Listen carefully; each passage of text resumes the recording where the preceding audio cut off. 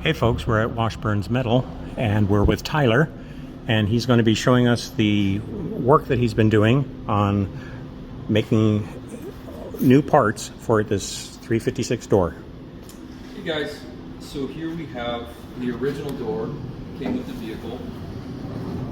This door has heavy damage on the outer skin, as you can see.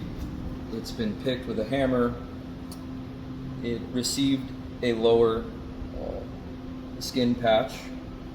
That patch was lapped on. If we flip it over, you can see the inside here.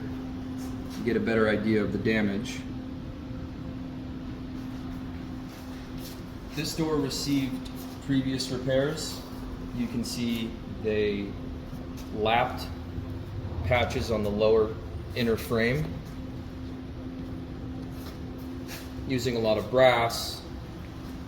Also, the door still has tons of rust that goes all the way through. We've opted for a donor door.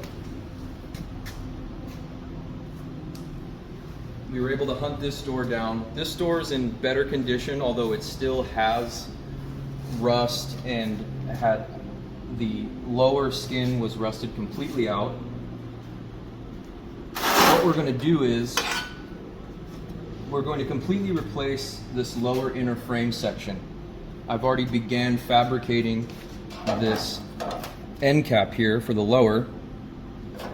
But prior to that, I'll fabricate and install this entire inner frame. I've already begun restoring the front end here, as you can see. This was the old doorstop bracket. I fabricated a new one, replaced the inside lower, and I'm about to rivet in the lower hinge. I fabricated the outer lower skin, and this will get installed after the lower door bottom is installed. You can see on this door, which I've completed, similar repairs were completed. Fabricated the lower, installed it, metal finished it. If you look on the inside, you can see that I've replaced the lower on this one as well and repaired the front end cap there.